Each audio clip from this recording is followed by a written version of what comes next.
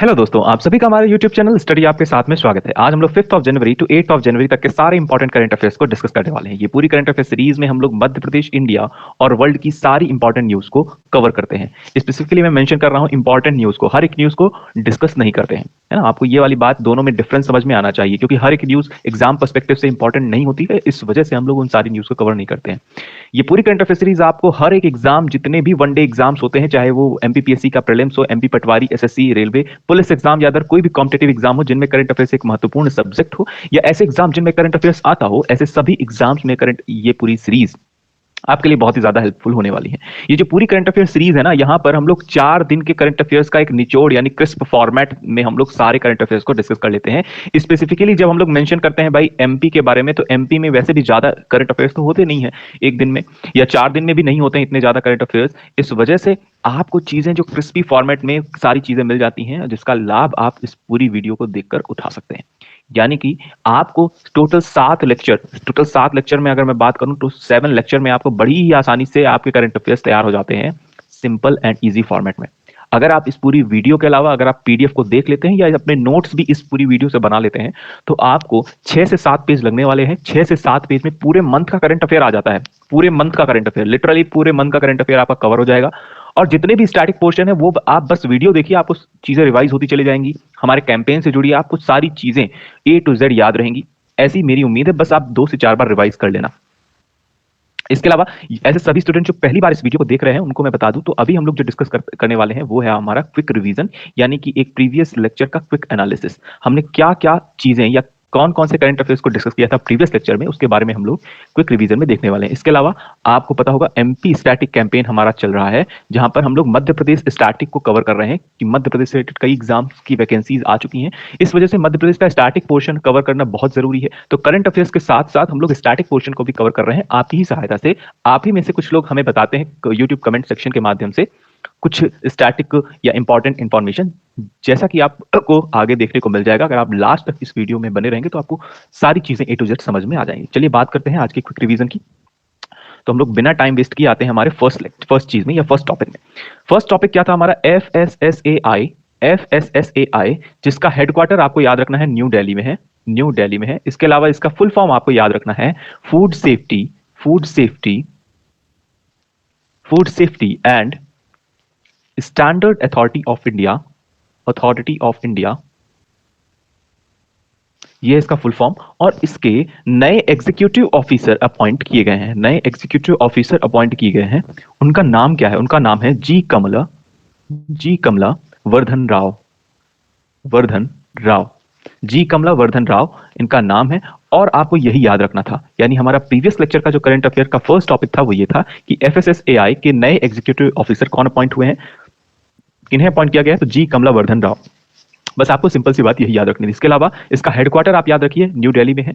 ये food safety and standard authority of India act या food safety and standard act 2006 में बना था। ये बॉडी बनी थी 2008 में। बेसिकली ये वाली बॉडी बनके तैयार हो गई थी। तो किस एक्ट के थ्रू बना? तो FSS, आप ऐसे याद रखते हैं, FSSA एक्ट 2006, और 2008 में ये बनकर तैयार हो गई ये वाली बॉडी। तो आपसे पूछ लिया जाए कि ये बॉडी कब बनी है, तो ये 2008 में बनी है। और किस एक्ट के थ्रू बनी है? तो 2006 में एक एक्ट आया था, जैसा कि मैंने आपको बताया, food safety and standard act 2006, उसके थ्रू इस बॉडी का निर्माण किया गया। तो ये वाली बातें आपको ध्यान रखनी है। सेकंड नंबर की चीज हमने क्या डिस्कस की थी? तो सेकंड नंबर में हमने डिस्कस किया था कि हॉकी मध्य प्रदेश की मेंस टीम ने गोल्ड मेडल हासिल किया है, या फिर आप ऐसा बोल सकते हैं विनर रही है टीम। किस गेम में, किस प्रतिस्पर्धा में? तो खेलो इंडिया यूथ गेम्स, ऐसा खेलो इंडिया यूथ गेम्स 2022 में अंडर 18 की जो टीम है हमारी, अंडर 18 यानी 18 से कम उम्र के खिलाड़ी जो हैं, पुरुषों की एक टीम है, और उसमें मध्य प्रदेश ने गोल्ड मेडल हासिल किया है। मध्य प्रदेश ने कौन सा मेडल हासिल किया है? तो मध्य प्रदेश ने गोल्ड मेडल हासिल किया है। तो ये वाली बात आपको ध्यान रखनी है। अगर मैं बोल दूं कि मध्य प्रदेश की जो वुमेन्स टीम है हॉकी में, उसने कौन सा मेडल हासिल किया है? तो उसने सिल्वर मेडल हासिल किया है, यानी कि सेकंड रैंक रही है है ना, रनर अप रहे हैं। अगर बोले गोल्ड किसने हासिल किया है, तो अगर पूछ लिया जाए कि गोल्ड किसने हासिल किया है, तो गोल्ड हासिल किया है हरियाणा की टीम ने। तो गोल्ड हासिल किया है हरियाणा की टीम ने। तो आपको ये वाली बातें याद रखनी है, बाकी सारी इंफॉर्मेशन आपको प्रीवियस वीडियो में जाकर देखनी है, वहां से आपको सारी चीजें पता चल जाएंगी, है ना। चलिए बात करते हैं थर्ड नंबर, यानी थर्ड न्यूज हमारी क्या रही है। तो थर्ड न्यूज हमने देखी थी, ब्राजील के नए प्रेसिडेंट अपॉइंट हो गए हैं। ब्राजील जो कि एक साउथ अमेरिका, अगर बात करें ये किस कॉन्टिनेंट का हिस्सा है, ये किस देश, ये जो देश है ब्राजील, ये किस कॉन्टिनेंट में है, तो ये साउथ अमेरिका, साउथ अमेरिका का एक देश है, साउथ अमेरिका कॉन्टिनेंट का एक देश है। वहां के नए जो प्रेसिडेंट है वो अपॉइंट हुए हैं 39th नंबर के। उनका नाम क्या था, तो मैंने आपको द सिल्वा करके याद रखने को कहा था। द सिल्वा, बस आप याद रखिए, इतना ही आपको याद रखने की जरूरत है। वैसे बहुत ही अजीब नाम है, पूरा नाम अगर हम लोग बोलें तो Louis इन्फेंसियो Lula the Silva, Louis इन्फेंसियो Lula Lula the सिल्वा, ये इनका फुल नेम है। लेकिन आपको याद क्या रखना है, सिर्फ द सिल्वा याद रखना है। अगर मैंने बताया था आपको ब्राजील की जो कैपिटल है वो क्या है, ब्राजीलिया, और यहाँ की करेंसी क्या है, ब्राजीलियन रियल, ठीक है। फोर्थ नंबर की न्यूज हमने क्या देखी थी, तो फोर्थ नंबर की न्यूज हमने देखी थी ministry of rural development, ministry of rural development, और बहुत इंपॉर्टेंट है ये अपने आप में, ministry of rural development, rural development, ministry of rural development ने एक नया चैलेंज, या आप ऐसा बोल सकते हैं एक नया चैलेंज लॉन्च किया है। उसका नाम क्या है, Prajwala challenge, Prajwala challenge, Prajwala challenge launch किया है। अगर आपसे पूछ लिया जाए ये किस योजना के अंतर्गत इस चैलेंज को लॉन्च किया गया है, तो आपको याद क्या रखना चाहिए, दीनदयाल अंत्योदय योजना, दीनदयाल अंत्योदय योजना।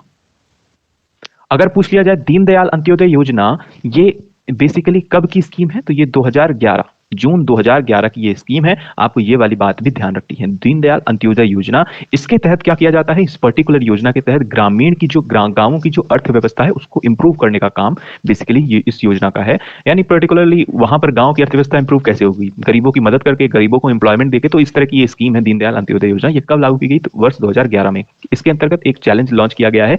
को किसने लॉन्च किया है, तो मिनिस्ट्री ऑफ रूरल डेवलपमेंट। कौन है मिनिस्ट्री ऑफ रूरल डेवलपमेंट, ये भी अपने आप में एक प्रश्न है। ये वाली बात मैंने आपको ऑलरेडी बता दी है। आपको इसका जवाब कहां देना है, कमेंट सेक्शन में देना है। क्योंकि अगर मैं आपसे बोलूं, ये जवाब मैं ऑलरेडी आपको बता चुका हूं, लेकिन आपको जवाब इसलिए देना है क्योंकि रिसेंटली जो एफसीआई का एक एग्जाम हुआ, एफसीआई का यानी फूड कॉर्पोरेशन ऑफ इंडिया का एक एग्जाम हुआ, उसमें ये सवाल पूछा गया था, ministry of rural development and Panchayati Raj कौन है ना, minister of union minister of rural development and Panchayati Raj कौन है। तो ये सवाल पूछा गया था और उसका जवाब ऑलरेडी मैंने आपको दे दिया है। आपको बताना है इसका सही जवाब कमेंट सेक्शन में, ठीक है। चलिए बात करते हैं अगले फोर्थ नंबर की न्यूज की, फिफ्थ नंबर की न्यूज की। तो जो हमारी फिफ्थ नंबर की न्यूज थी वो क्या, वो ये रही है, कौस्तव चटर्जी, कौस्तव चटर्जी जो कि 78 नंबर के ग्रैंड मास्टर बन चुके हैं, ग्रैंड मास्टर बन चुके हैं। ग्रैंड मास्टर किसमें होता है, किस प्रतिस्पर्धा में होते हैं, तो चेस प्रतिस्पर्धा में होते हैं, या चेस प्रतियोगिता में होते हैं ग्रैंड मास्टर। और 78 नंबर के कौन है, कौस्तव चटर्जी। आपसे पूछ लिया जाए फर्स्ट नंबर के कौन, तो फर्स्ट नंबर के रहे हैं कौन, विश्वनाथन आनंद। आपको ये वाली बातें याद रखनी है, विश्वनाथन आनंद, सभी लोग परिचित हैं इनसे।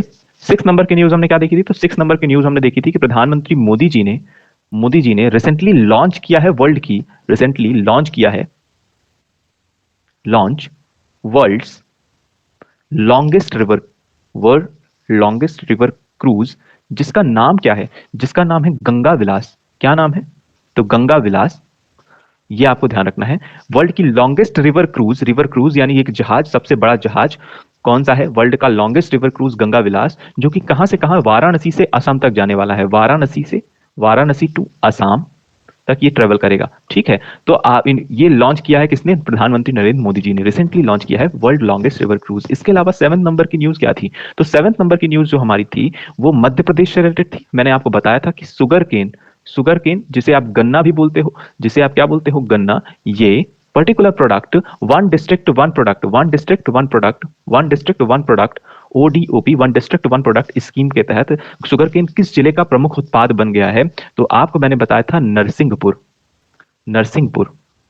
ये नरसिंहपुर कहाँ है, तो ये जबलपुर के पास में है। आपको ये वाली बातें ध्यान रखनी है, जबलपुर के पास है नरसिंहपुर। और यह नरसिंहपुर जिले का जो गन्ना है वो प्रमुख रूप से बहुत ही ज्यादा फेमस है, इस वजह से ये इसे one district one product scheme के तहत शामिल कर लिया गया है, ठीक है। तो इसके बारे में डिटेल इंफॉर्मेशन आपको कहां से मिलेगी, आपको प्रीवियस वीडियो से मिल जाएगी। इसके अलावा मैंने आपको बताया था ई विवेचना ऐप बहुत इंपॉर्टेंट है अपने आप में।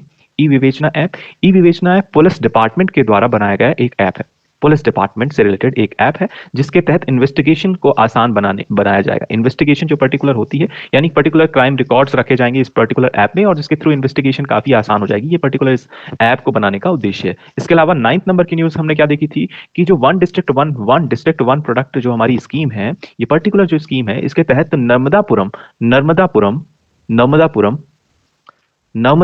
डिस्ट्रिक्ट को, जो कि जिसे आप प्रीवियसली होशंगाबाद के नाम से जानते थे, वहां पर टूरिज्म काफी फेमस है। उसका रीजन क्या है? उसका रीजन ये है कि वहां पर पचमढ़ी है, ठीक है, और पचमढ़ी अपने आप में एक बहुत ही जबरदस्त एक हिल स्टेशन है ना, तो अपने आप में एक बहुत ही खूबसूरत नजारा होता है वहां पर। इस वजह से नर्मदापुरम को टूरिज्म के लिए इसे one district one product scheme के अंतर्गत रखा गया है। तो ये सारी बातें आपको ध्यान रखनी है। पचमढ़ी से आपको याद आएगा नर्मदापुरम यानी होशंगाबाद। आपको ये ध्यान रखना है कि वहां पर आप घूमने जाते थे और घूमने जाना चाहते भी होगे, है ना, तो पर्टिकुलरली आपको इस तरह से चीजें याद रखनी है। तो शुगर केन कहाँ का? तो शुगर केन नरसिंहपुर का, जो कि जबलपुर के पास है। इसके अलावा ओडीओपी यानी कि one district one product scheme के तहत नर्मदापुरम टूरिज्म के लिए उसे क्या किया गया है? One district one product scheme में रखा गया है। इसके अलावा 10th नंबर की न्यूज मैंने बताई थी आपको कि मंडला जो डिस्ट्रिक्ट है, मंडला डिस्ट्रिक्ट, अब एक सेकंड, थोड़ी सी चीजें ज्यादा हो गई हैं। तो मंडला डिस्ट्रिक्ट जो है, मंडला डिस्ट्रिक्ट में पर्टिकुलरली बैगा जनजाति निवास करती है, बैगा और गोंड भी निवास करती हैं,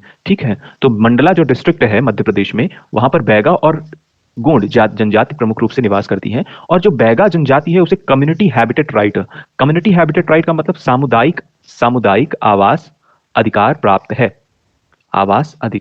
है, ठीक है। तो पर्टिकुलर किस ट्राइब को, ऐसा प्रश्न पूछा जा सकता है, किस ट्राइब को, मध्य प्रदेश की किस ट्राइब को सामुदायिक आवास अधिकार प्राप्त है? तो बैगा ट्राइब को सामुदायिक आवास अधिकार प्राप्त है या कम्युनिटी हैबिटेट राइट प्राप्त है, ठीक है। तो ये वाली बातें आपको ध्यान रखनी है, ठीक है। अब मैंने आपसे बोला था नर्मदापुरम या मंडला के बारे में आप कुछ इन्फॉर्मेशन हमें देंगे, जिसमें से कुछ इन्फॉर्मेशन दी है अमीषा तिवारी जी ने और कुछ इन्फॉर्मेशन दी है अंजलि त्रिपाठी जी ने। तो अमीषा तिवारी जी और अंजलि त्रिपाठी जी ने कुछ इन्फॉर्मेशन दी है और उनके बारे में हम लोग अब डिटेल में डिस्कशन करने वाले हैं। बहुत ही अच्छी चीज है कि आप लोग लगातार जुड़ रहे हैं और ऐसे सभी लोग जो सिर्फ वीडियो को देखते हैं और मतलब चीजों को अगर आप देख लेते हैं कि किसी ने कमेंट किया है या और आप नहीं लिखते हैं चीजों को, तो मेरा आपसे अनुरोध है कि आप लिखें, है ना। जब भी आप कोई स्टैटिक इन्फॉर्मेशन लिखते हैं तो वो आपको लंबे टाइम तक याद रहती है, इस वजह से आपको लिखना है ना। वो सारी चीजें जब आप लिखोगे, कहीं लिखते हो, ढूंढते हो, वही चीजें मैं डिस्कस करता हूं, तो आपके सबकॉन्शियस माइंड में वो चीजें स्टोर होती हैं और जिससे आपको चीजें लंबे टाइम तक याद रहेंगी, आपको पता भी नहीं चलेगा और आपकी चीजें तैयार होती चली जाएंगी, है ना। जैसा कि आपको दिख रहा होगा कि अमीषा तिवारी जी ने मंडला डिस्ट्रिक्ट के बारे में लगभग 5 से 6 फैक्ट बताए हुए हैं, लगभग 7-8 फैक्ट हो गए, 3-3-6-7 8 फैक्ट बताए हुए हैं अमीषा तिवारी जी ने। ऐसे ही नर्मदापुरम के बारे में बताया। अब आप सोचिए इनको, यानी अमीषा तिवारी जी ने सबसे पहले क्या किया होगा? सबसे पहले उठाई होगी कोई बुक या कोई नेट से सोर्स लिया होगा या कहीं से भी आपने कोई सोर्स लिया होगा या आपको कुछ चीजें याद रही होंगी, ऐसा भी मैं मान लेता हूं। तो आपने एक बार वो चीजें पढ़ी, फिर पढ़ने के बाद आपने लिखा, वही चीज सेम चीज लिख दी यहां पर। अब मैं वही चीज आपको सुनाऊंगा, मतलब उसी के बारे में हम लोग एक डिटेल डिस्कशन भी करेंगे बेसिकली। तो आपको चीजें वो बहुत ही लंबे टाइम तक याद रहने वाली, क्योंकि 3 से 4 बार आपका रिवाइज हो गया, ठीक है। उसके बाद आप वीडियो को भी देखोगे, है ना। आप वीडियो में अगर कंटिन्यूअसली आप देख रहे होगे तो ही आप कोई आंसर करोगे, तो इस वजह से आपकी कई सारी चीजें तैयार होगी। अब ऐसे लोग जो कि वीडियो देख रहे हैं या फिर सारी चीजें कवर नहीं कर रहे हैं, या फिर आपने थोड़ी सी वीडियो देखी और आपने उस पर इफर्ट नहीं किया या कोई 3 फैक्ट नहीं बताए। अब सपोज आपने 3 फैक्ट नहीं बताए, आपने सिर्फ यहां से सुन लिया, तो आपको, मैं ये नहीं बोल रहा हूं कि आपको उससे फायदा नहीं होगा, आपको उससे फायदा होगा, लेकिन आपका इफेक्टिव फायदा किसमें है? आपका इफेक्टिव फायदा तब है जब आप लिखें भी उस चीज को। मतलब आपको सपोज आप जो फैक्ट बताने वाले हैं वो फैक्ट किसी ने लिख दिया है, फिर भी आप लिखिए, वो आपकी पर्सनल चॉइस है ना। क्यों लिखने से क्यों कतरा रहे हैं भाई? वो लिखेंगे आप, तभी आपको चीजें लंबे टाइम तक याद रहने वाली हैं। आपका फायदा किसमें है? आपका फायदा इसमें है कि आप लिखिए, जितना ज्यादा लिखेंगे आपको उतनी ज्यादा चीजें याद रहेंगी, है ना। तो एक जो क्रिस्पी फॉर्मेट है हमारा करंट अफेयर्स का, उसके अलावा ये स्टैटिक कैंपेन का, वीडियो जरूर लंबी हो जाती है, लेकिन चीजें आपको जो यहाँ पर मिल रही हैं वो A to Z पूरी की पूरी एग्जाम पर्सपेक्टिव से बहुत इंपॉर्टेंट चीजें मिल रही है ना। तो आप उसकी वैल्यू समझिए और लगातार हमसे जुड़े रहिए। और अगर आपको ये पूरा सेशन अप्रोच पसंद आती है तो वीडियो को शेयर कर सकते हैं अपने दोस्तों में, ठीक है। चलिए हम लोग देख लेते हैं थोड़ा सा क्या डिस्कस किया है अमीषा तिवारी जी ने। अमीषा तिवारी जी ने हमें बताया है कि मंडला जो डिस्ट्रिक्ट है वो जबलपुर डिवीजन के अंतर्गत आता है। बिल्कुल सही इन्फॉर्मेशन दी है, बहुत ही जबरदस्त इन्फॉर्मेशन दी है कि जबलपुर डिवीजन यानी जबलपुर संभाग के अंदर एक डिस्ट्रिक्ट है मंडला, ठीक है। इसके अलावा मध्य प्रदेश की फर्स्ट और largest national park Kanha national park भी कहां लोकेट करता है? यह मंडला डिस्ट्रिक्ट में लोकेट करता है। अपने आप में कई बार यह प्रश्न पूछा जा चुका है कि मध्य प्रदेश का लार्जेस्ट नेशनल पार्क कौन सा है या फिर मध्य प्रदेश का फर्स्ट नेशनल पार्क कौन सा है। ये दोनों तरीके से ये क्वेश्चन पूछा जा सकता है। तो कान्हा नेशनल पार्क है हमारा first national park of Madhya प्रदेश और लार्जेस्ट, सबसे बड़ा नेशनल पार्क भी क्या है हमारा? Kanha national park. अगर आपसे पूछ लिया जाए स्मॉलेस्ट नेशनल पार्क कौन सा है, तो स्मॉलेस्ट नेशनल पार्क कौन सा है आपका? वन विहार, ठीक है, तो ये वाली बातें आपको ध्यान रखनी है। Van Vihar national park is the smallest national park of Madhya Pradesh. ठीक है, इसके अलावा बात करें रामगढ़ अवंतीबाई जी की समाधि। अब रानी अवंतीबाई एक जबरदस्त वीरांगना रही हैं हमारे मध्य प्रदेश की, जिन्होंने 1857 की क्रांति में पार्टिसिपेट किया था और रामगढ़ मंडला से ये बिलोंग करती थी। तो ये अपने आप में एक बहुत बड़े इंफॉर्मेशन है कि रामगढ़ मंडला से कौन बिलोंग करता है, रानी अवंतीबाई। और रानी अवंतीबाई की समाधि भी कहां पर स्थित है, यह भी मंडला डिस्ट्रिक्ट में स्थित है। ठीक है, इसके अलावा बात करें first fully functional literate district in India, ये वाली बात भी हमने की थी करंट अफेयर्स में, बहुत ही इंपॉर्टेंट इन्फॉर्मेशन है ये। करंट अफेयर्स में ऑलरेडी हमने डिस्कस किया है, बहुत ही अच्छी बात है कि अमीषा तिवारी जी ने इस बात को भी अपडेट किया है कि first fully functional literate district in India कौन सी है, ये भी क्या है, हमारी मंडला डिस्ट्रिक्ट है। अपने आप में बहुत इंपॉर्टेंट इन्फॉर्मेशन है, मध्य प्रदेश के किसी ना किसी एग्जाम में ये देखने को मिल सकती है। ठीक है, चलिए इसके अलावा अगर बात करें यहां पर वन डिस्ट्रिक्ट वन प्रोडक्ट में कोदो कुटकी एक राइस है ना, एक राइस का टाइप है, यानी कि चावल का एक प्रकार है। और one district one product scheme के अंतर्गत कोदो कुटकी बन गया है कहां की पहचान, मंडला की पहचान बन गया है। अब मैं यहां पर थोड़ी चीजें इंक्लूड करना चाहता हूं, ना सिर्फ कोदो कुटकी बल्कि यहां की जो गोंड पेंटिंग है, ठीक है, तो गोंड पेंटिंग है, ये भी one district one product scheme के अंतर्गत इसे स्थान प्राप्त हुआ है, या कि इसे भी इंक्लूड किया गया है, यानी गोंड पेंटिंग को भी इंक्लूड किया गया है one district one product scheme के अंतर्गत, है ना। तो सेम इंफॉर्मेशन बहुत इंपॉर्टेंट है, कोदो कुटकी और गोंड पेंटिंग, ये दोनों चीजें आपको ध्यान रखनी है। इसके अलावा ये जो पर्टिकुलर है मेन प्रोडक्ट कौन से हो गए मंडला के, तो मंडला में जो मेन प्रोडक्ट है कोदो कुटकी और गोंड पेंटिंग। इसके अलावा एक एडिशनल प्रोडक्ट है जिसको भी नई पहचान मिलने वाली है, एडिशनल प्रोडक्ट। वो एडिशनल प्रोडक्ट क्या है, एडिशनल प्रोडक्ट आपको ये वाली बात भी ध्यान रखनी है। वो एडिशनल प्रोडक्ट क्या है, वो एडिशनल प्रोडक्ट है कि हर्बल प्रोडक्ट्स, यानी कि दवाइयों वाले प्रोडक्ट या औषधीय आप ऐसा बोल सकते हो कि औषधीय प्रोडक्ट भी कहां की पहचान बनने वाले हैं, ये मंडला की पहचान बनने वाला है। अब मैं आपको बताऊं ये दोनों इंफॉर्मेशन मैंने क्यों दी, इसका रीजन क्या है। अब आपके मन में एक कंफ्यूजन आया होगा, वो कंफ्यूजन क्या है, वो कंफ्यूजन ये है कि इतने सारे प्रोडक्ट कैसे हम लोग याद रखेंगे। तो आपको बस कुछ नहीं करना है, simply one district one product scheme के अंतर्गत जितने आते जाए सिंपली रिवाइज करते रहना, क्योंकि हम लोग हर बार जितनी बार हम लोग डिस्कस करेंगे हर बार उस पुराने प्रोडक्ट को डिस्कस कर लेंगे, तो आपको चीजें ऑलरेडी से याद हो जाएंगी, ऐसी पूरी उम्मीद है। अब मैं आपको एक चीज और इंक्लूड कर रहा हूं इसमें, वो ये है कि कोदो कुटकी और गोंड पेंटिंग ना सिर्फ मंडला बल्कि डिंडोरी का भी one district one product scheme के अंतर्गत आने वाला एक प्रोडक्ट है। वन डिस्ट्रिक्ट वन प्रोडक्ट, कोदो कुटकी और गोंड पेंटिंग, ये ना सिर्फ मंडला में फेमस है बल्कि ये डिंडोरी में भी फेमस है। और डिंडोरी जो कि मध्य प्रदेश का एक जिला है, वहां पर भी one district one product scheme के अंतर्गत इन्हीं दोनों को रखा गया है। तो देखो दो चीजें आपको यहां से याद हो गई, वो क्या क्या हो गया, वो ये कि कोदो कुटकी ना सिर्फ मंडला बल्कि डिंडोरी की भी एक पहचान है। अब मैं आपको और चीज बता दूंगा, और क्या, कोदो कुटकी की अगर बात करें, मंडला, डिंडोरी, इसके अलावा सीधी जिले का भी एक मेन प्रोडक्ट है। अब मैं आपको बोलूं आपको कोदो कुटकी याद ही नहीं रखना है। अब आप बोलोगे कोदो कुटकी क्यों नहीं याद रखना, क्योंकि ये 2-3 जगह में मिल रहा है, और अगर आपको याद भी रखना है तो आपको चीजें वैसे भी मैप के थ्रू याद हो जाएंगी, मैं आपको बताऊंगा थोड़ी देर में। वैसे अभी के लिए आप क्या याद रखें, अगर आपसे पूछ लिया जाए कोदो कुटकी जो कि एक राइस का एक टाइप है, ये किस किस जिले की पहचान है, मंडला, आप ऐसा बोल सकते हैं मंडला, इसके अलावा डिंडोरी, इसके अलावा सीधी। ठीक है, तो यहां की ये पहचान है। गोंड पेंटिंग कहां कहां की पहचान है, तो गोंड पेंटिंग की बात करें तो ये पर्टिकुलर मंडला और डिंडोरी। ठीक है, तो ये वाली बातें आपको ध्यान रखनी है। लेकिन अगर हम लोग बात करें हर्बल प्रोडक्ट की, तो हर्बल प्रोडक्ट सिर्फ और सिर्फ मंडला की पहचान है। इस वजह से हर्बल प्रोडक्ट इंपॉर्टेंट हो गया। अब आपको चीजें समझ में आई होंगी कि डिफरेंशिएटर क्या है आपका।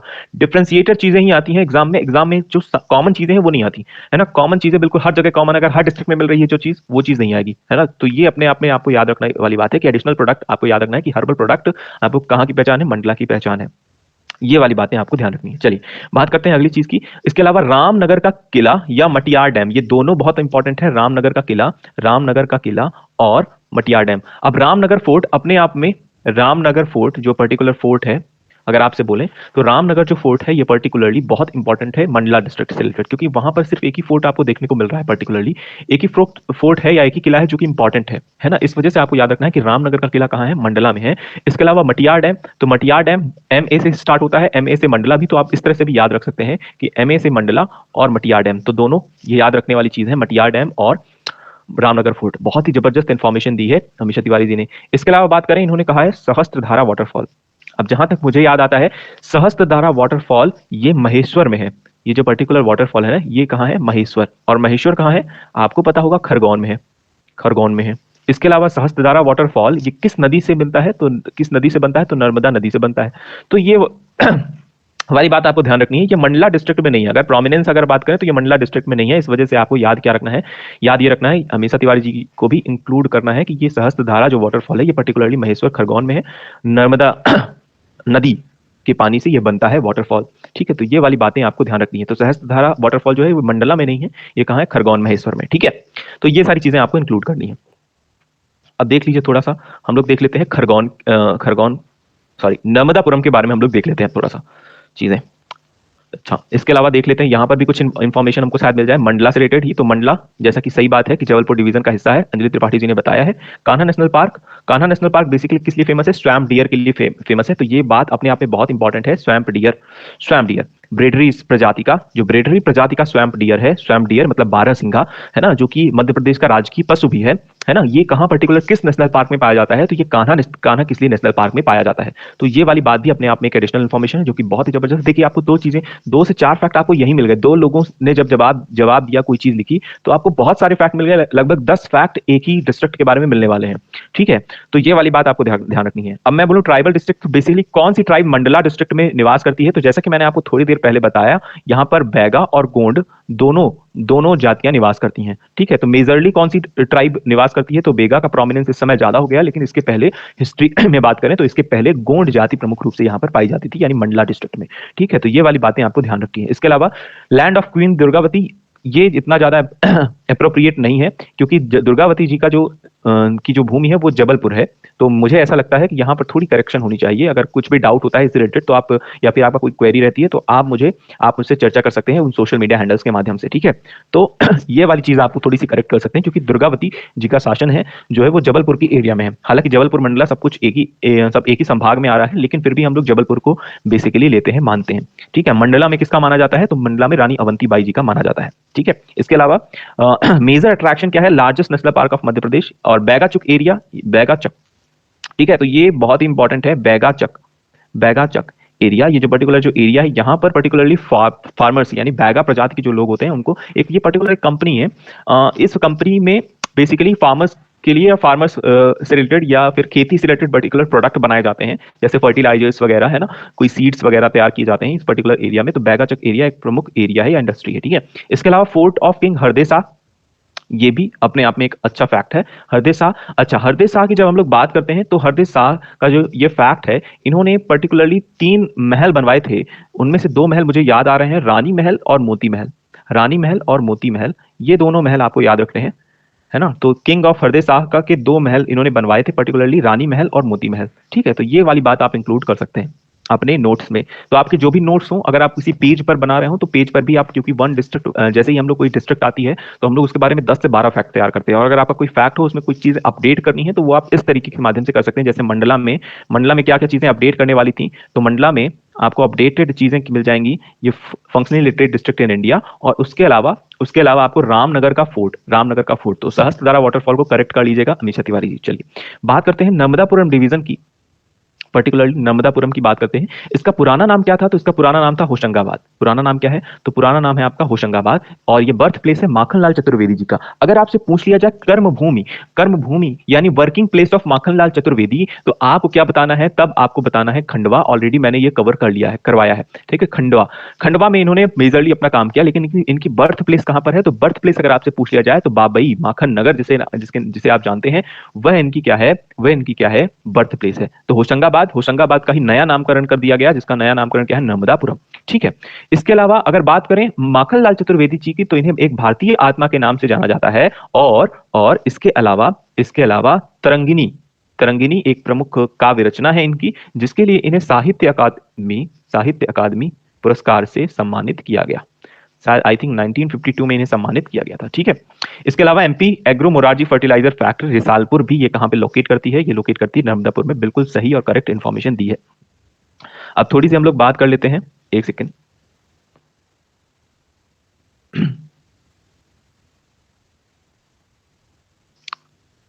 ठीक है, चलिए बात करते हैं नर्मदापुरम की कुछ और फैक्ट की। तो उनमें से एक मेजर फैक्ट इन्होंने बताया है जो कि बहुत इंपॉर्टेंट है, आप सभी को अपडेट करना चाहिए, वो ये है कि धूपगढ़ धूपगढ़ धूपगढ़ मध्य प्रदेश की सबसे हाईएस्ट पीक है या हाईएस्ट चोटी है, जो कि कहाँ है, पचमढ़ी में है। पचमढ़ी में है। ये किस जिले के अंतर्गत आती है, तो होशंगाबाद, जिसका नया नाम क्या है, नर्मदापुरम। तो होशंगाबाद अभी तक आपको याद आता रहा होगा, लेकिन अब आपको याद आना चाहिए नर्मदापुरम। अगर आपको नहीं भी याद आ रहा तो होशंगाबाद ही याद रख लो, वही अपने आप में बड़ी बात है।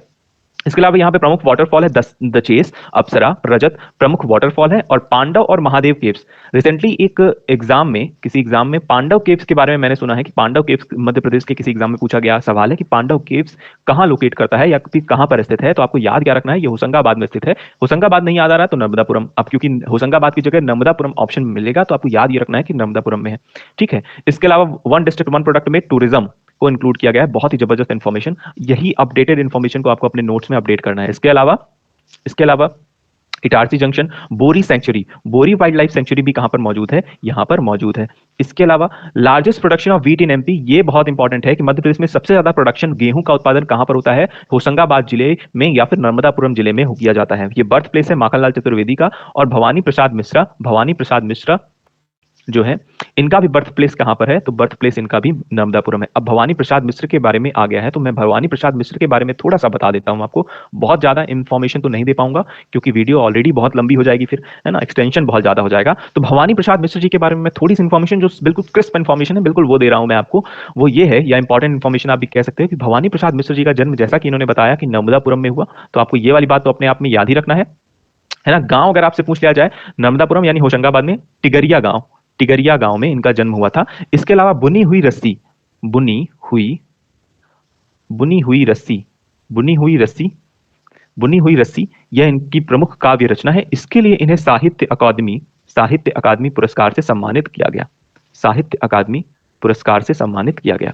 ठीक है, तो ये वाली बात अपने आप में याद रखना है। अगर आपसे पूछ लिया जाए बुनी हुई रस्सी किसकी रचना है, तो भवानी प्रसाद मिश्र की रचना है। ये वाली बात आपको ध्यान रखनी है। इसके अलावा कुछ और रचनाएं हैं इनकी, जैसे गीत फरोश, सतपुड़ा के घने जंगल। अब सतपुड़ा के घने जंगल तो आपको याद आना चाहिए, सतपुड़ा की ही हाईएस्ट पीक है आपकी धूपगढ़, और वो कहाँ है, होशंगाबाद में है। और वहीं उसी पर एक काव्य रचना की भवानी प्रसाद मिश्र ने, जैसे सतपुड़ा के घने जंगल। ठीक है, तो आपको इस तरह से चीजें याद रखनी है। तो इस तरह से बहुत सारे इंपॉर्टेंट फैक्ट्स दिए हैं अमीषा तिवारी जी ने और अंजलि त्रिपाठी जी ने। इसी तरह से कुछ फैक्ट आप भी लिखिए, जो भी आपको पता हो, वो फैक्ट आपको इंपॉर्टेंट लगते हो, वो आप लिख दीजिए। बस सिंपली आपको यूट्यूब पे कमेंट सेक्शन में लिख देना है, जो भी आपको इंपॉर्टेंट एग्जाम पर्सपेक्टिव से लगते हैं वो आपको लिख देना है। सारे फैक्ट नहीं लिखने की जरूरत नहीं है, सिर्फ आपको जो इंपॉर्टेंट लगता हो वो लिख दीजिए। तो इस तरह से आपने क्या देखा, मैं आपको बताऊं तो यहां पर, यानी कि इस पर्टिकुलर स्लाइड बस में मैं आपको बताऊं तो मंडला के बारे में ऑलमोस्ट हर एक चीज कवर हो चुकी है। मंडला के बारे में ऑलमोस्ट हर एक चीज कवर हो चुकी है। मंडला डिस्ट्रिक्ट में जो जो चीजें हैं, हर एक चीज कवर हो चुकी है, सिर्फ एक स्लाइड में दो लोगों की मदद से। इसके अलावा नर्मदापुरम में भी, जो कि आपको मैंने बताया गेहूं सर्वाधिक होता है, गेहूं सर्वाधिक कहां होता है, नर्मदापुरम यानी होशंगाबाद में सर्वाधिक होता है। और नर्मदापुरम के बारे में भी लगभग सारी इंफॉर्मेशन, सारी स्टैटिक इंफॉर्मेशन हमने कवर कर ली है आप लोगों की ही मदद से। इस तरह से ही चीजें आपको याद रखनी है, या फिर इसी तरह से हम आपका सहयोग हमें देते रहना है। आपके इसी सहयोग से चीजें, और आपको प्रॉफिट होने वाला है, और आपको चीजें समझ में आने वाली हैं। इसका प्रॉफिट आपको किसी ना किसी एग्जाम में देखने को जरूर मिलेगा। चलिए हम लोग देख लेते हैं थोड़ा सा मैप के बारे में। अगर हम लोग मध्य प्रदेश के मैप के बारे में बात करें, तो हमने अभी आपको थोड़ी देर पहले मैंने आपको बोला था कि मंडला जो डिस्ट्रिक्ट है, जो डिंडोरी डिस्ट्रिक्ट है, और जो सीधी डिस्ट्रिक्ट है, इन तीनों जगह पर मैंने आपको बोला कोदो कुटकी यह एक प्रमुख one district one product scheme के अंतर्गत एक प्रमुख प्रोडक्ट है, एक प्रमुख उत्पाद है। उसके अलावा अगर मैं बोलूं कि मंडला का एक प्रमुख उत्पाद या एडिशनल प्रोडक्ट क्या है, वो है हर्बल प्रोडक्ट। ठीक है, तो ये वाली बात ध्यान रखनी है। अगर मैं बोलूं सिर्फ मंडला और डिंडोरी के दो प्रोडक्ट के बारे में आप बताइए, तो मंडला और डिंडोरी का जो प्रमुख प्रोडक्ट है वो कोदो कुटकी, उसके अलावा गोंड पेंटिंग। ठीक है, तो ये वाली बात भी आपको ध्यान रखनी है। तो ये दोनों चीजें कॉमन है। इसके अलावा सिवनी की बात करें, देखिए बगल में है आपका सिवनी, और सिवनी के बारे में मैंने आपको बताया था, यहाँ का जो जंबो सीताफल है ना, जंबो सीताफल, या फिर आप इसी को क्या बोलते हो इंग्लिश में, कस्टर्ड एप्पल, ये क्या है, यहाँ की प्रमुख पहचान है। अगर मैं आपको बोलूं भिंड की, तो भिंड का क्या है, सरसों, यहाँ की प्रमुख पहचान है। या फिर आप ऐसा बोल सकते हो इंग्लिश में, मस्टर्ड प्रमुख पहचान है। या फिर आप ऐसा बोल सकते हो one district one product scheme के अंतर्गत इसे रखा गया है। अब मैं आपको एक नई डिस्ट्रिक्ट दे रहा हूं, क्योंकि आज का जो क्वेश्चन है वो भोपाल जिले पर है। आज भोपाल जिले का नाम आने वाला है, लेकिन भोपाल जिले के बारे में आपको नहीं बताना, क्योंकि हम लोगों ने ऑलरेडी भोपाल ठीक है, आपको एक नया डिस्ट्रिक्ट दे रहे हैं विदिशा, और विदिशा के बारे में आपको अगली इंफॉर्मेशन देनी है कहां पर, मध्य प्रदेश स्टैटिक कैंपेन में विदिशा के बारे में। विदिशा के अलावा आप सागर को भी कवर कर सकते हैं। तो दो डिस्ट्रिक्ट आपको दी जा रही हैं, विदिशा और सागर, और इनके बारे में आपको बताना है बेसिकली 3 फैक्ट। ठीक है, तो आपकी मदद से हम लोग 2 और डिस्ट्रिक्ट को कवर कर लेंगे अगले लेक्चर में। ठीक है, चलिए बात करते हैं आज के करंट अफेयर्स की। थोड़ा सा थोड़ा सा वीडियो लंबा होने वाला है, लेकिन आपको चीजें आप आगे बढ़ाकर स्किप भी कर सकते हैं वो पर्टिकुलर पोर्शन। चलिए बात करते हैं। Madhya Pradesh government launched chief minister residential land right scheme. मैं आपको बोलूं तो ये अपने आप में बहुत इंपॉर्टेंट क्वेश्चन है, क्योंकि एक नई स्कीम लॉन्च हुई है मध्य प्रदेश में। मध्य प्रदेश गवर्नमेंट ने लॉन्च की है। कब लॉन्च की? तो 4 जनवरी 2023 को लॉन्च की। कहां से लॉन्च की? तो ये वाली बात भी ध्यान रखना है। ये जो particular residential land right scheme है या फिर मुख्यमंत्री भूमि अधिकार योजना है, ये कहां से लॉन्च की गई? तो ये 4 जनवरी को टीकमगढ़ जिले की बकपुरा पंचायत से लॉन्च की गई। किसके द्वारा लॉन्च की गई? तो चीफ मिनिस्टर यहाँ के कौन है? माननीय शिवराज सिंह चौहान जी के द्वारा लॉन्च की गई ये स्कीम है पर्टिकुलर। ठीक है, तो हमारे हम सबके मामा जी कौन? तो मुख्यमंत्री शिवराज सिंह चौहान जी के द्वारा ये पर्टिकुलर स्कीम लॉन्च की गई है। तो आपको ये वाली बात ध्यान रखनी है, भूमि अधिकार योजना। अब ये जो योजना है ये पर्टिकुलरली क्या करेगी? तो मुख्यमंत्री शिवराज सिंह चौहान ने चयनित हितग्राहियों को आवासीय भूमि के निःशुल्क पट्टे विकसित किया। अब इसका क्या मतलब है? इसका सिंपल सा मतलब ये है कि जिन लोगों के पास रहने को जमीन नहीं थी, मतलब ऐसे लोग जिनके पास जमीन नहीं है, ये पर्टिकुलर लैंड नहीं है उनके पास रहने को या घर बनाने को, तो उन्हें पर्टिकुलर प्लॉट डिस्ट्रीब्यूट किए गए, है ना। तो सपोज ये मान लो एक बड़ा सा प्लॉट है या सरकारी जमीन है, वहां पर आपको 4 फैमिली के लिए 4 प्लॉट वितरित किए जाएंगे। इस तरह से प्लॉट वितरित करने की ये स्कीम है पर्टिकुलरली, है ना, जमीन दी जाएगी। तो इसलिए हम लोग कह रहे हैं भूमि अधिकार। और उस पर्टिकुलर जमीन जब आपको प्लॉट देंगे तो आपके नाम का ही रजिस्ट्री पट्टा जो भी आप बोलते हो वो सब करवा दिया जाएगा। तो ऐसी कुछ स्कीम है ये मुख्यमंत्री रेसिडेंशियल लैंड राइट स्कीम या मुख्यमंत्री भूमि अधिकार योजना। कब लॉन्च की गई? 4 जनवरी 2023 को लॉन्च की गई। कहां से लॉन्च की गई? तो ये याद रखना है आपको। मैं ये नहीं बोल रहा हूं कि आपको 4 जनवरी याद रखना है, आपको याद ये रखना है ज्यादा 2 चीजें याद रखनी है बेसिकली, 4 जनवरी और टीकमगढ़ जिले की बकपुरा पंचायत। 2 चीजें याद रखनी है इसमें, जो याद करने वाली चीज है वो ये, और तीसरा इसका मेन उद्देश्य क्या है। ये 3 चीजें आपको याद रखनी है इस पर्टिकुलर स्कीम से। मैं 100% बोल सकता हूँ ये बहुत इंपॉर्टेंट क्वेश्चन है, ये बहुत इंपॉर्टेंट, लिटरली बहुत इंपॉर्टेंट क्वेश्चन होने वाला है। ठीक है, तो रिसेंटली करंट अफेयर्स का तो अपने आप में एक बहुत इंपॉर्टेंट क्वेश्चन है। मुख्यमंत्री शिवराज सिंह चौहान ने 14 लाख लोगों के आवेदन उन्हें प्राप्त हुए हैं। इसके अलावा 10,500 पात्र हितग्राहियों को 120 करोड़ रुपए के आवासीय भूखंड उपलब्ध कराए जाएंगे। यही सेम चीज आपको यहाँ पर इंग्लिश में भी मिल जाएगी। ठीक है, तो सिंपल सी बातें क्या है, टीकमगढ़ जिले की बकपुरा पंचायत से मुख्यमंत्री भूमि अधिकार योजना का शुभारंभ किया गया, और इसके तहत, इस स्कीम के तहत पर्टिकुलरली भूमि पर यानी भूमि का वितरण किया जाएगा, यानी कि जमीन दी जाएगी पर्टिकुलरली कुछ लोगों को, और उनका अधिकार भी उस पर होगा, यानी कि पट्टा वट्टा भी कराया जाएगा। तो वो पर्टिकुलर उस जगह के मालिक बन जाएंगे। किसे मिलेगा? तो ये मिलेगा, एक पर्टिकुलर क्राइटेरिया निश्चित किया गया है। तो अभी क्राइटेरिया डिफाइन नहीं किया गया है, इस वजह से हम लोग उसे डिस्कस नहीं कर रहे हैं। ठीक है, तो भूखंड की सौगात कौन दे रहा है? मामा श्री दे रहे हैं। 10,918 आवासहीनों को ये दिया जाएगा। ठीक है, चलिए बात करते हैं अगली न्यूज की। अच्छा, अगली न्यूज से रिलेटेड, हाँ, ये अपने आप में एक बड़ी चीज क्या है कि ये जो पर्टिकुलरली स्कीम है ये पूरे स्टेट में लागू की जाएगी, ना सिर्फ टीकमगढ़ में, इसके अलावा पूरे मध्य प्रदेश में ये लागू किया जाएगा। ठीक है, कितना प्लॉट दिया जाएगा? तो 600 वर्ग फीट का प्लॉट दिया जाएगा एक आवास निर्माण के लिए। तो 600 स्क्वायर फीट का एक प्लॉट दिया जाएगा, है ना, प्रत्येक परिवार को। ठीक है, तो ये वाली चीज आपको ध्यान रखनी है। चलिए बात करते हैं मध्य प्रदेश के बारे में। तो मध्य प्रदेश से रिलेटेड कुछ important fact. Madhya Pradesh second largest state है एरिया वाइज अगर बात करें, है ना, तो एरिया वाइज पूरे भारत का सेकंड लार्जेस्ट स्टेट है, सबसे बड़ा, दूसरा सबसे बड़ा है। फर्स्ट कौन है? तो फर्स्ट है हमारा राजस्थान एरिया वाइज सबसे बड़ा है। सेकंड नंबर पर हमारा मध्य प्रदेश है। उसके अलावा अगर बात करें Indian state of forest report 2021, बहुत इंपॉर्टेंट चीज यहाँ पर डिस्कस डाली गई है। ये जो पर्टिकुलर चीज है ना, आपको जो दिख रहा है स्टैटिक इन्फॉर्मेशन, ये अपने आप में किसी न किसी मध्य प्रदेश के एग्जाम में जरूर पूछी जा सकने वाली न्यूज है। वो ऐसा मैं इसलिए बोल रहा हूँ क्योंकि फॉरेस्ट रिपोर्ट अक्सर आती है, रिपोर्ट से रिलेटेड क्वेश्चन 100% आते हैं। मैं चाहता तो कुछ और भी मध्य प्रदेश से रिलेटेड ऑलरेडी हमने कवर कर लिया है, और भी कोई भी इंफॉर्मेशन ले सकता था, लेकिन सिर्फ और सिर्फ पर्टिकुलरली यही इंफॉर्मेशन लेने का मतलब क्या था, क्योंकि इस तरह के क्वेश्चन रिपोर्ट से रिलेटेड क्वेश्चन आते हैं। तो Madhya Pradesh has the largest forest cover in the country, पूरे देश में सबसे ज्यादा लार्जेस्ट फॉरेस्ट कवर किसी स्टेट का है, तो वो क्या है, किसका है? मध्य प्रदेश का। लगभग 25.14 यानी 14%, 25.14% of its area is under forest cover. तो आपको ये वाला परसेंटेज भी याद रखना है particularly. 25.14% of area is under forest cover, यानी फॉरेस्ट कवर एरिया कितना है हमारे मध्य प्रदेश का? 25.14%। इसके अलावा यहाँ के चीफ मिनिस्टर शिवराज सिंह चौहान और कैपिटल भोपाल है। चलिए बात करते हैं अगली न्यूज की। हमारी अगली न्यूज है G20 foreign minister meet in Delhi में इनकी मीटिंग होने वाली है, अपने आप में इंपॉर्टेंट चीज है। G20 जो समिट है ये भारत में होने वाली है मार्च 2023 में दिल्ली में। दिल्ली में। अब जितने लोग एग्जाम दे रहे होंगे उनको पता होगा G20 जो समिट, ऑलरेडी हमने ये वाली बात पहले कवर कर ली है, लेकिन हम लोग एक बार फिर से कवर कर रहे हैं क्योंकि अभी फिर से ये न्यूज में रहा है। तो दिल्ली में ये ऑर्गेनाइज की जाने वाली है G20 समिट 2023 की, कब, मार्च में। और कहाँ आयोजित की जाएगी? तो दिल्ली में आयोजित की जाएगी। रिसेंटली एफसीआई का जो पेपर हुआ उस पर डायरेक्ट यही क्वेश्चन पूछा गया है कि G20 समिट 2023 की कहाँ ऑर्गेनाइज की जाएगी? तो ये नई दिल्ली में ऑर्गेनाइज की जाएगी। इसके अलावा आपको इसमें और क्या याद रख सकते हैं आप? तो ये आप याद रख सकते हैं कि इसके लोगों में क्या चीजें हैं। तो वन अर्थ, वन फैमिली और वन फ्यूचर इसका प्रमुख ध्येय वाक्य है। चलिए बात करते हैं। तो ये बिल्कुल सिंपल सी न्यूज थी, आपको इसमें सिर्फ इतना याद रखना था कि G20 समिट 2023 की कहां आयोजित की जाएगी? दिल्ली में आयोजित की जाएगी। और इंडिया की तरफ से रिप्रेजेंट कौन करेगा? अमिताभ कांत जी रिप्रेजेंट करेंगे, ठीक है, पर्टिकुलरली। इसके अलावा आप और क्या याद रख सकते हैं इसमें? तो अमिताभ कांत रिप्रेजेंट करेंगे इंडिया को, G20 शेरपा उन्हें ही नियुक्त किया गया है रिप्रेजेंटेटिव इंडिया की तरफ से। उसके अलावा स्पेशल इनवाइटी गेस्ट कंट्रीज कौन कौन सी हैं? तो Bangladesh, Egypt, Mauritius, Netherland, Nigeria, Oman, Singapore, Spain and UAE, ठीक है। चलिए बात करते हैं नेक्स्ट क्वेश्चन की। हमारा नेक्स्ट क्वेश्चन है Silent Valley bird species increases to 175। अब आपको क्या लगता है भाई, ये जो पर्टिकुलर इंफॉर्मेशन है क्या आपको इंपॉर्टेंट लगती है? इसमें ये कह रहा है साइलेंट वैली एक वैली है, यहां पर बर्ड स्पीसीज की संख्या बढ़ गई है, ठीक है। क्या बोल रहे हैं?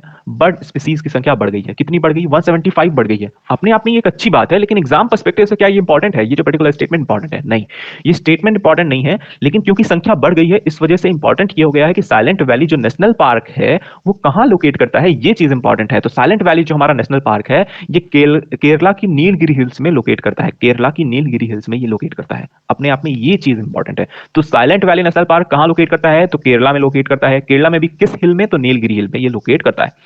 इसके अलावा बात करें तो इसकी फर्स्ट एक्सप्लोरेशन किसने की थी? तो बोटेनिस्ट थे एक रॉबर्ट वेट 1847 में साइलेंट वैली नेशनल पार्क, ठीक है। इसके अलावा यहाँ पर कुछ रिवर्स भी पास होती हैं। Bhavani river tributary of Kaveri river, जो कि कावेरी रिवर की एक ट्रिब्यूटरी है भवानी रिवर। उसके अलावा कुंती पूजा रिवर जो कि भरत पूजा रिवर की एक ट्रिब्यूटरी है। ये दोनों ऑरिजिनेट होती हैं कहां से? साइलेंट वैली एरिया से ऑरिजिनेट होती हैं। तो दो रिवर का ऑरिजिनेशन पॉइंट भी क्या है? हमारा साइलेंट वैली है, ठीक है। तो साइलेंट वैली एक पहाड़ी, आप जैसा बोल सकते हैं, एक पहाड़ी है जिसे आप साइलेंट वैली के नाम से जानते हैं। कहाँ लोकेट करती है? केरला में लोकेट करती है। और यहाँ से दो रिवर का उद्गम होता है, उनमें से एक कौन सी है आपकी? एक है आपकी भवानी रिवर, दूसरी है Kunthi Puzha river. Bhavani river Kaveri river की ट्रिब्यूटरी है। इसके अलावा कुंती पूजा रिवर ये भरत पूजा रिवर की ट्रिब्यूटरी है, ठीक है। तो ये सारी चीजें आपको ध्यान रखनी है पर्टिकुलरली। अब इनमें किसी भी चीज में डाउट हो, किसी भी टॉपिक में कोई भी तरह का डाउट हो तो आप मुझसे पूछ सकते हैं। अगले हम लोग क्विक रिवीजन में सारे डाउट आपके क्लियर कर देंगे, ठीक है। तो ये वाली बातें आपको ध्यान रखनी। चलिए बात करते हैं अपने नेक्स्ट क्वेश्चन की। Varanasi cantt railway station awarded eat right station award with 5 star rating certification of FSSAI। तो FSSAI का फुल फॉर्म मैंने ऑलरेडी आपको बता दिया है। वाराणसी के कैंट रेलवे स्टेशन को 5 स्टार रेटिंग मिले हैं क्योंकि वहां पर ईट राइट स्टेशन यानी अच्छा खाना या सही खाने को प्रमोट किया गया, बहुत जबरदस्त तरीके से प्रमोट किया गया। ईट राइट स्टेशन में क्या है?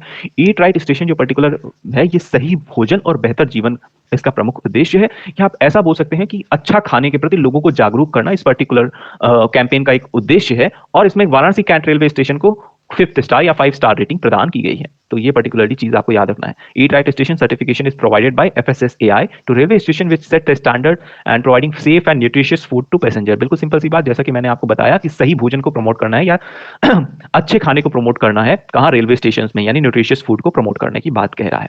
ये किन किन रेलवे स्टेशन को मिल चुका है? तो ये पर्टिकुलर जो सर्टिफिकेट है ये Anand Vihar terminal railway station Delhi, Chhatrapati Shivaji terminal Mumbai, Mumbai central railway station, Vadodara railway station, Chandigarh railway station और भोपाल का रेलवे स्टेशन, उसे भी ये पर्टिकुलर अवार्ड मिल चुका है या सर्टिफिकेट मिल चुका है FSSAI के द्वारा। भोपाल का कौन सा रेलवे स्टेशन है? तो भोपाल के रेलवे स्टेशन का नाम क्या है? रानी कमलापति रेलवे स्टेशन को यह अवार्ड दिया गया, ठीक है। हबीबगंज रेलवे स्टेशन जिसे आप पहले जानते थे उसे ही यह अवार्ड दिया गया है या एक सर्टिफिकेट या 5 स्टार रेटिंग दी गई है, ठीक है। चलिए बात करते हैं अपने नेक्स्ट क्वेश्चन की। हमारा India first underwater metro. अब ये अपने आप में एक बहुत बड़ी चीज हो रही है इंडिया में। अब जब कोई बहुत बड़ी चीज हो इंडिया में और उसके बारे में हम लोग कवर न करें या उसके बारे में हमें पता न रहे तो फिर क्या ही मतलब हमारा करंट अफेयर पढ़ने का। तो India first underwater metro to become operation by December 2023। 2023 में अंडर वाटर मेट्रो इंडिया की ऑपरेशन में आने वाली है। तो अंडर वाटर मेट्रो, अभी मेट्रो तो वैसे भी आ चुकी है ना, मेट्रो कई सिटीज में चल रही है, लेकिन अंडर वाटर मेट्रो पहली बार आने वाली है 2023 दिसंबर में। तो ये वाली बात आपको ध्यान रखनी है। अगर आपसे पूछ लिया जाए इसमें से कि ये कहां पर आएगी फर्स्ट अंडर वाटर मेट्रो, किस जगह पर आने वाली या किस डिस्ट्रिक्ट या फिर किस शहर में ये आने वाली है, तो ये वाली बात अपने आप में इंपॉर्टेंट है। और ये कोलकाता में आने वाली है, कोलकाता में आने वाली है। इसे नाम क्या दिया जाएगा? कोलकाता मेट्रो। इसकी टोटल लेंथ क्या होगी? 15 किलोमीटर की इसकी लेंथ होगी, ठीक है। तो आपको ध्यान रखना है इस पूरे टनल की लेंथ क्या होगी? 15 किलोमीटर। कब कब आने वाली है? तो दिसंबर 2023 में। कहां आने वाली है आपसे ये पूछा जा सकता है, तो कोलकाता में आने वाली है इंडिया की पहली under water metro. First underwater metro India की कहां आने वाली है?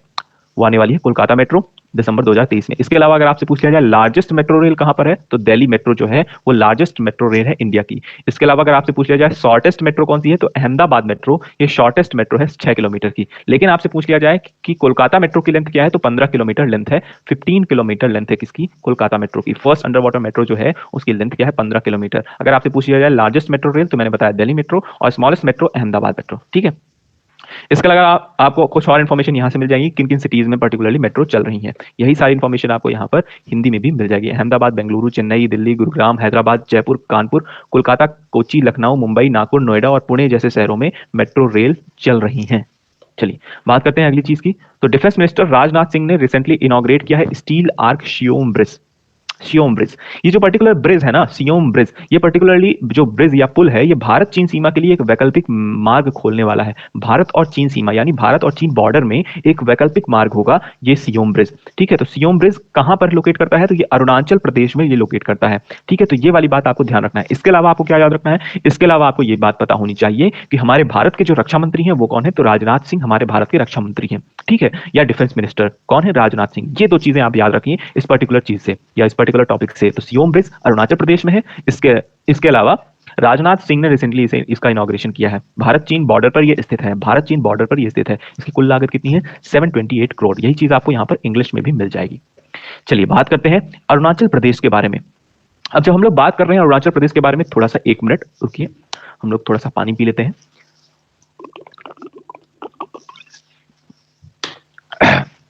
चलिए बात करते हैं हम लोग अरुणाचल प्रदेश के बारे में। तो अरुणाचल प्रदेश के बारे में कुछ इंफॉर्मेशन आपको पता होनी चाहिए, जैसे कि ये ईस्टर्न मोस्ट रीजन है इंडिया का। अब जब आप इंडिया को देखते हो, तो आपको इस तरह से कुछ इमेज देखने को मिलती है। ठीक है, तो यहां पर जो ईस्टर्न मोस्ट डिस्ट्रिक्ट है, ईस्ट में ईस्टर्न मोस्ट यानी सबसे पूर्वी जो राज्य है वो कौन सा है? अरुणाचल प्रदेश। ठीक है, और इसे लैंड ऑफ राइजिंग सन के नाम से भी जाना जाता है। अरुणाचल प्रदेश को लैंड ऑफ राइजिंग सन, यानी कि भारत में सबसे पहले सूर्य कहां उगता है, अगर आपसे पूछ लिया जाए तो आप क्या बताओगे? अरुणाचल प्रदेश में उगता है या अरुणाचल प्रदेश में दिखाई देता है ना। वैसे उगने वाली बात नहीं है, पर दिखाई कहां देता है भारत में सबसे पहले? अरुणाचल प्रदेश में दिखाई देता है। उसके अलावा यह जो पर्टिकुलर राज्य है ये चाइना, भूटान और म्यांमार जैसे अन्य देशों के साथ अपनी अपनी बॉर्डर को साझा करता है, अपनी बाउंड्री को शेयर करता है। तो ये वाली बात ध्यान रखनी है। इधर आपको अरुणाचल प्रदेश के इस साइड पे आपको म्यांमार मिल जाएगा, ऊपर चाइना मिल जाएगा, और यहाँ पर आपको भूटान के अलावा भूटान यहाँ पर आपको मिल जाएगा। तो भूटान यहाँ पर मिल जाएगा आपको। इसके अलावा म्यांमार और चाइना, तो ये तो 3 पर्टिकुलर जो देश है इनसे ये अपनी इंटरनेशनल बाउंड्री को शेयर करता है। इसके अलावा अगर आपसे पूछ लिया जाए कि इसका पहले नाम क्या था, तो अरुणाचल प्रदेश का पहले नाम था नॉर्थ ईस्ट फ्रंटियर एजेंसी। बहुत लोगों को नाम नहीं पता होगा इसके पहले वाला। तो अरुणाचल प्रदेश का पहले नाम था नॉर्थ ईस्ट फ्रंटियर एजेंसी, और इसे 1972 में इसका नाम कर दिया गया अरुणाचल प्रदेश। इसके अलावा जब इसे 1972 में अरुणाचल प्रदेश नाम किया गया तब ये एक यूनियन टेरिटरी थी, यानी कि केंद्र शासित प्रदेश था। लेकिन बाद में इसे 20 फरवरी 1987 को स्टेट का यानी राज्य का दर्जा प्राप्त हुआ। तो राज्य का दर्जा कब प्राप्त हुआ? 1987 को। ये बहुत अच्छी इंफॉर्मेशन है, आपको ये याद नहीं रखनी है। याद क्या रखना है? इसमें से पहली इंफॉर्मेशन याद रखनी है। ठीक है, इसके अलावा ये 2 इंफॉर्मेशन आप याद रख सकते हैं। और कौन सी इंफॉर्मेशन आपको याद रखनी है? उसके अलावा यहाँ के चीफ मिनिस्टर कौन है? तो पेमा खांडू यहाँ के चीफ मिनिस्टर हैं, और यहाँ की कैपिटल क्या है? तो ईटानगर यहाँ की कैपिटल है। तो ये 4 इंफॉर्मेशन आपको इनमें से पता होनी चाहिए। तो ये पर्टिकुलर इंफॉर्मेशन अरुणाचल प्रदेश के बारे में। जिन लोगों को लग रहा हो भाई हिंदी में नहीं है ये सारी चीजें, तो बिल्कुल आप परेशान मत होइए, यहाँ पर आपको वही सारी चीजें हिंदी में भी मिल जाएंगी। आप पीडीएफ को डाउनलोड करके पढ़ा जरूर कीजिए एक बार, आपको उससे चीजें जब आपका रिवीजन हो जाएगा, अगर आप लिखते नहीं हो तो रिवाइज कर लीजिए। ठीक है, यहाँ से चलिए बात करते हैं अगले नेक्स्ट क्वेश्चन की। हमारा नेक्स्ट क्वेश्चन है, which city of Madhya Pradesh will host ISSF world cup shooting championship 2023। अब ये मध्य प्रदेश से रिलेटेड एक बहुत ही जबरदस्त और इंपॉर्टेंट क्वेश्चन है कि मध्य प्रदेश का कौन सा शहर ISSF world cup shooting championship 2023 को होस्ट करने वाला है। तो भोपाल जो शहर है हमारे मध्य प्रदेश का, वो इस प्रतिस्पर्धा को होस्ट करने वाला है। ठीक है, यानी ये जो पर्टिकुलर प्रतिस्पर्धा है ये कहां आयोजित की जाएगी? भोपाल में आयोजित की जाएगी 2023 की। ठीक है, अगर आपसे पूछ लिया जाए अब पर्टिकुलर ये जो प्रतिस्पर्धा है, जैसा कि मैंने बताया ISSF का फुल फॉर्म आपको पता होना चाहिए, इंटरनेशनल शूटिंग स्पोर्ट फेडरेशन, ये पर्टिकुलर आपको पता होना चाहिए। इसके अलावा जो पर्टिकुलर प्लेयर है ना, शूटिंग से रिलेटेड ये फेडरेशन है, तो शूटर्स का नाम आपको पता होना चाहिए मध्य प्रदेश के शूटर्स के, क्योंकि रिसेंटली कुछ शूटर्स के नाम पर्टिकुलरली कुछ एग्जाम्स में आए हुए हैं मध्य प्रदेश के, तो सारे शूटर्स के नाम हमने यहीं पे क्रिस्पी फॉर्मेट में यहीं पर देख लेते हैं। तो जो इंपॉर्टेंट शूटर्स हैं उनके नाम हम लोग यहाँ पर डिस्कस कर लेते हैं। तो सबसे पहले शूटर है श्रेया अग्रवाल, जिन्होंने गोल्ड मेडल हासिल किया था ISSF शूटिंग वर्ल्ड कप में। ठीक है, गोल्ड मेडल हासिल किया है श्रेया अग्रवाल ने। इसके अलावा चिंकी यादव भी एक शूटर है, जो कि कहां से बिलोंग करती हैं, भोपाल से बिलोंग करती हैं। इसके अलावा सुनिधि चौहान, ये भी एक शूटर है जिन्हें विक्रम अवार्ड 2020 से सम्मानित किया गया। बहुत इंपॉर्टेंट न्यूज है, अंडरएस्टिमेटेड न्यूज है, आपको ये पता होनी चाहिए। सुनिधि चौहान ये एक शूटर है जिन्हें विक्रम अवार्ड 2020 से सम्मानित किया गया। सुनिधि चौहान का नाम आपने, जो एक गायिका भी है, प्लेबैक सिंगर भी है, वो एक वही नहीं है, बिल्कुल अलग वुमेन है। तो उन्हीं के नाम की से मिलता जुलता आप याद रख सकते हैं कि सुनिधि चौहान बिल्कुल एक शूटर है जिन्हें विक्रम अवार्ड 2020 से सम्मानित किया गया। इसके अलावा ऐश्वर्य प्रताप सिंह तोमर, इनका जो प्रदर्शन है वो लगातार जबरदस्त रहा है। बहुत ही जबरदस्त प्लेयर है, बहुत ही जबरदस्त शूटर है। इन्होंने भी गोल्ड मेडल हासिल किया है ISSF शूटिंग वर्ल्ड कप में। तो ये 2 प्लेयर्स का नाम आपको ध्यान ही रखना है, सुनिधि चौहान, ऐश्वर्य प्रताप सिंह, चिंकी यादव और श्रेया अग्रवाल। इसके अलावा ये पर्टिकुलर जो 4 प्लेयर हैं, इनका नाम आप याद रखिए, श्रेया, चिंकी, सुनिधि और ऐश्वर्य। ये पर्टिकुलर क्या है, शूटर है। ठीक है, शूटिंग प्रतिस्पर्धा से बिलोंग करते हैं। आपसे इसका फुल फॉर्म पूछा जा सकता है, ISSF का, इंटरनेशनल शूटिंग स्पोर्ट फेडरेशन। इसके अलावा हेडक्वार्टर इसका कहां पर है, ये पूछा जा सकता है, अपने आप में एक इंपॉर्टेंट चीज है। म्यूनिक जर्मनी में इसका क्या है, म्यूनिक जर्मनी में इसका क्या है हेडक्वार्टर। और मध्य प्रदेश की शूटिंग अकेडमी कहां है, तो मध्य प्रदेश की शूटिंग अकेडमी भी कहां पर है, भोपाल में है। तो ये पर्टिकुलर स्लाइड शूटिंग से रिलेटेड सारी चीजें आपने एक ही स्लाइड में डिस्कस कर ली। यही आपके लिए क्रिस्पी फॉर्मेट में ये सारी चीजें यहाँ पर आपको दे दी गई हैं। ठीक है, तो अगर आपको ये सारी चीजें अच्छी लग रही हो तो आप इन सारी चीजों को नोट डाउन भी कर सकते हैं, क्योंकि ये हो सकता है आपको चीजें भूल जाए, इसलिए वजह से आप इसे नोट डाउन भी कहीं पर कर लीजिएगा। चलिए बात करते हैं आज के प्रैक्टिस क्वेश्चन की। आज का हमारा प्रैक्टिस क्वेश्चन है, वर्ल्ड लॉन्गेस्ट रिवर क्रूज का नाम क्या है। वर्ल्ड की जो लॉन्गेस्ट वाटर क्रूज है, रिवर क्रूज है, उसका नाम क्या है। नर्मदा विलास, गंगा विलास, पद्मा विलास या फिर नन ऑफ दीज। तो आपको इसका जवाब कहां देना है, कमेंट सेक्शन में देना है। ठीक है, चलिए बात करते हैं area wise 5th largest country in the world. Area wise अगर बात करें तो 5th largest country in the world कौन सी है, चाइना है या रशिया है या USA है या ब्राजील है। इसका जवाब भी आप मुझे कहां पर देंगे, कमेंट सेक्शन में देंगे। इसके अलावा अगर आपकी कोई किसी भी टॉपिक से रिलेटेड कोई भी क्वेरी हो तो आप इंस्टाग्राम के इन सोशल मीडिया हैंडल्स, इंस्टाग्राम में हो चाहे टेलीग्राम में हो या फिर फेसबुक में हो, कहीं पर भी आप मुझे मैसेज करके आप अपने प्रश्न का जवाब प्राप्त कर सकते हैं। इसके अलावा आपका एक अच्छा फीडबैक YouTube कमेंट सेक्शन में देना मत भूलिए, क्योंकि आपका एक अच्छा फीडबैक हमें लगातार अच्छा करने के लिए प्रोत्साहित करता है। और अगर आपको ये पूरा सेशन पसंद आता है तो अपने दोस्तों को ज्यादा से ज्यादा शेयर कीजिए और हमारे चैनल को ग्रो करने में हमारी मदद कीजिए। ठीक है, हम लोग फिर से मिलेंगे अपने नेक्स्ट लेक्चर में। तब तक के लिए आप रिवाइज करते रहिए और लगातार पढ़ते रहिए। ठीक है, तो हम लोग मिलेंगे अपने नेक्स्ट लेक्चर में। तब तक के लिए आप सभी अपना ख्याल रखिए। Thank you, tata, bye bye.